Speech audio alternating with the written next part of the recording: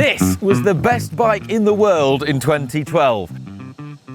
It's a beautiful Pinarello Dogma 2 with a custom paint job for Bradley Wiggins when he was national champion and riding for Team Sky. That's not all though. We also have this absolutely stunning Pinarello F8 that also used to belong to Sir Bradley Wiggins, and he rode this one in the 2015 season. Conveniently, both Wiggins and I ride a size 56 frame, and we've been given permission to ride these bikes.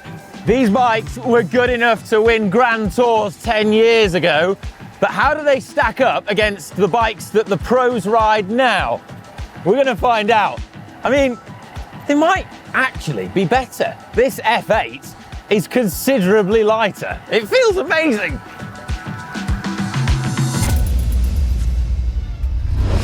Before we go any further, we need to give a shout out to Dan at Vintage Velos, who you may remember lent us Jan Ulrich's Valser. Cheers, Dan, you're a legend, and you can check out his YouTube channel too. While we have these bikes, we're also going to take them to the wind tunnel in Silverstone with the help of the bike tailor to see how the aerodynamics of them compares. If you want to see the results of that, we have a video over on the tech channel. So onto the bikes, starting with the beautiful Dogma 2.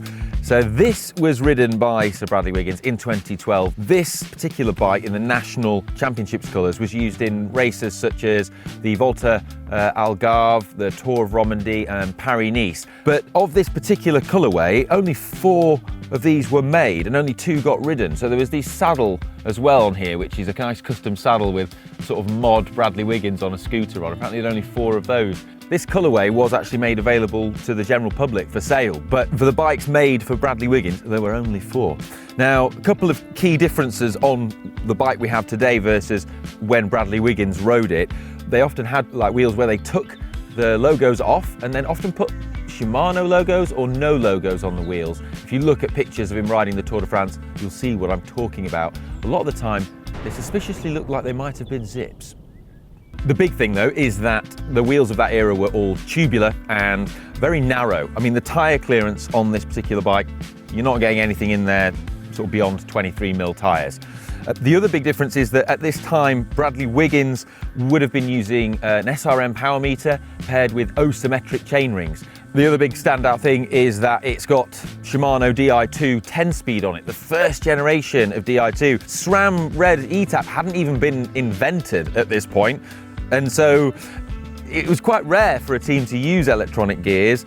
And in the first iteration of Di2, it has this quite ugly external battery that's sort of fitted here onto the down tube. The other bikes we have here, both the F8 and the F, all have threaded Italian bottom brackets, no press fit. At this era of bike, threaded bottom brackets were still pretty common, but then later on, they kind of just disappeared and everything became press fit. Not Pinarello though, they stuck with threaded bottom brackets, which I've heard is because the Team Sky mechanics said they wanted threaded bottom brackets and insisted that that's what it should be. But there you go. I think we should go and ride it.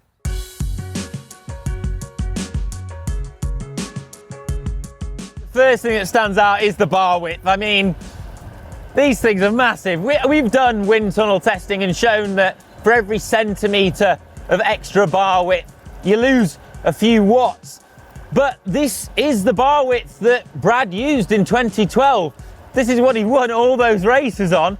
And it was just the fashion amongst the entire peloton to have wide bars like this. But for me now, I feel like I'm riding a bus. I tell you, one of the things that instantly stands out compared to now what I'm used to is the brakes. I mean, it's noticeable how much brakes have just continued to improve as rim brakes, but then obviously to disc too. In terms of the actual feel of the bike, even though we're running super skinny tyres and the bike doesn't have much clearance beyond 23mm tyres, it's actually surprisingly comfortable. You don't have the range of gears at the back though. That for me is one of the big improvements that they've made. So when you're going up the hill, I find I'm a bit more out the saddle. Don't quite have the power that Wiggins had. One of the things we're used to hearing is that with every new bike model that comes out, it gets seemingly stiffer than the previous one. Well, I can tell you, when you get out of the saddle and sort of press on, it feels remarkably stiff, and kind of makes sense because Cavendish was riding for Team Sky in 2012, and he would have been riding a Dogma 2 like this. And at the time, he remarked that the bike was perfect. And if anyone's going to feel the stiffness of a bike, it's Cavendish. But yeah, it feels really good. This bike is so cool, and it's mad. Like, I watched Wiggins win races like Paris-Nice on this bike. I never thought I'd get to ride it. It's ridiculous, but I have to go ride the F8.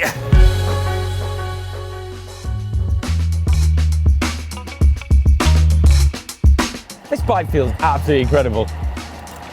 I mean, the weight is instantly noticeable, but just everything else, like the bearings, the hubs, the bottom bracket, it all just feels so solid and so smooth.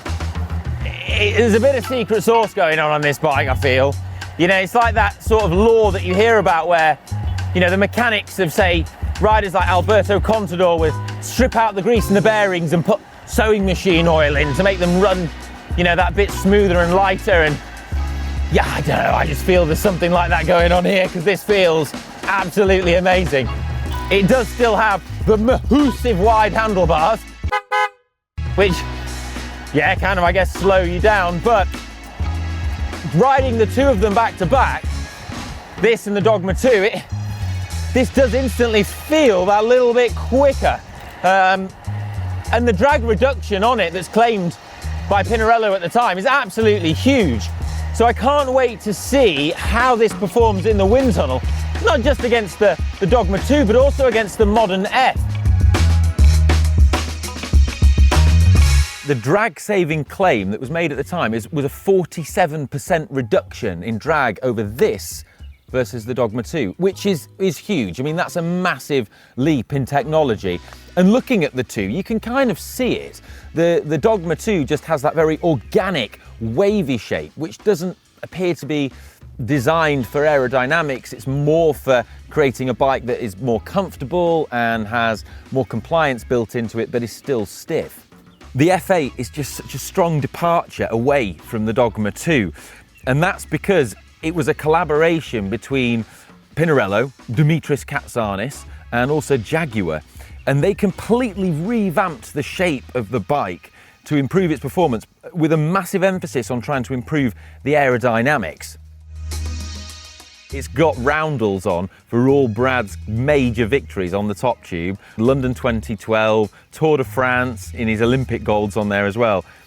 Overall, the silhouette and the shape of it is very, very similar to what we have on the Pinarello F. But just lifting this, it feels very light, so let's get the scales out. 6.80, it's right on the UCI weight limit, although admittedly doesn't have pedals in at the moment, but that is seriously light, especially when you consider this isn't a weight weenie build. I mean, we've got a saddle with a titanium rail, not carbon. We've got an alloy bar and stem on here. If you really wanted to go to town and make this lighter, you could shave half a kilo off this if you really started, you know, being a bit more picky with the components. But it had to make it up to that UCI weight limit because it was a pro bike. This one's now running the Shimano Dura Ace Di2 in the second generation, which is 11 speed and has this quite ugly junction box now hanging underneath the stem. And still, in terms of the evolution of the Pinarello Dogma, you've got rim brakes still, but they're single mount. The dual mount caliper came in with the F12 later on. And then now it's obviously disc brakes, and you still have external cable routing coming into the frame here at the front of the bike, although it is very neat and to the side. It's not fully integrated through the headset like you see on the latest version. Right, I'm going to jump on my Pinarello F. I adore this bike, but there's no escaping the fact it's so noticeable. This weighs so much more than what I've just been riding. Oh.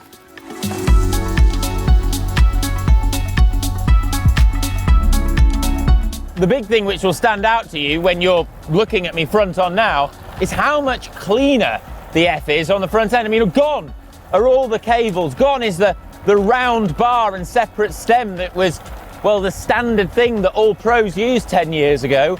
And instead we have this much neater cockpit, no cables and very narrow. I mean, this is 38 centimeters wide. You can get narrower, but 38 seems to be the norm that pros use today. And if you've ever experienced narrow bars, you'll know what I'm talking about when I say just going that little bit narrower. You can feel it, and we've proved it in the wind tunnel. It's faster. With the wheels that I have in now, this bike is about, well, 600 grams, 500 grams heavier than the F8 I was just riding. It's something that's my eyes have really been open to when we've done these retro bike comparisons. It's just how far tyre technology has come on. A large part of that weight difference comes from the fact that bikes of 10 years ago were running tubular tyres, whereas now bikes use tubeless. This is using tubeless and wider tyres too. 28 millimeters I've got on front and rear. And we know that these tyres have much lower rolling resistance than tubular tyres from back in the day. And so consequently, although you have that heavier setup, it's not actually slower. It's important to remember that the Pinarello F is also a Grand Tour winner. You know, it's had many successes, won many amazing races. Most notably, I guess, would be the Giro d'Italia. Another huge difference is tyre clearance. On those older bikes, you're struggling to get anything bigger than 23 mil tyres in them, which I think blows people's minds considering how used to wider tyres people are now. On this one, you can get 32s in it. And I think the tyre volume that you can get, plus probably tweaks that have been made to the frame, really are contributing to just a much smoother ride right now. Having ridden the same piece of road back to back on all these bikes, this is by far the smoothest ride. I absolutely love this bike. It's definitely a sort of evolution you can see from the F8. It's a complete revolution from the Dogma 2. With the disc brakes, it has gained, you know, a bit of weight over the other one, but the frame is still very light, and it has titanium hardware in various places, like the seat post clamp here and in the headset too. So let's see what it's doing.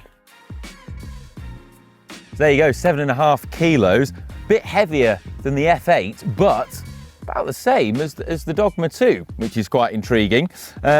These wheels aren't the lightest either. They're Ultegra spec, so at pro level, you know, you'd probably be running Jura Ace spec, which is slightly lighter, so you'd save 100, 200 grams there or so. But overall, to answer the question, how do the bikes that were used by riders to win the biggest bike races in the world 10 years ago compare to this, which is what the current pros use?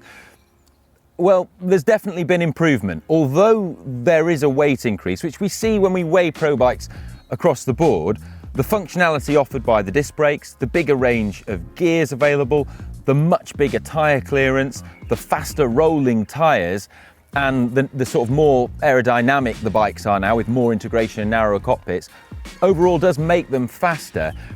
I'm intrigued to see in the wind tunnel how much more aerodynamic this is. I suspect it's going to be quite a bit, but we'll see, and head over to the tech channel if you want to check that out. In terms of the other two bikes, the Dogma 2 feels antiquated compared to this, truth be told. And one of the big reasons for that, I think, is the narrow tyres and the lack of aerodynamics. The F8, however, is still a phenomenal bike. And I would wager that it would still be capable of winning the biggest bike races in the world right now, even though it's 10 years old, which is a testament to how good a bike it is. I'd say even more so if you modified it a bit and fit some narrower, more aerodynamic bars and some faster rolling, but slightly heavier tubeless tyres. But overall, let us know which one you would pick and rather have in the comments section down below. F8 or Dogma 2. Hope you've enjoyed this video. If you have, give it a thumbs up. Also, cheers to Dan from Vintage Velos, and we'll see you in the next one. Love you, bye.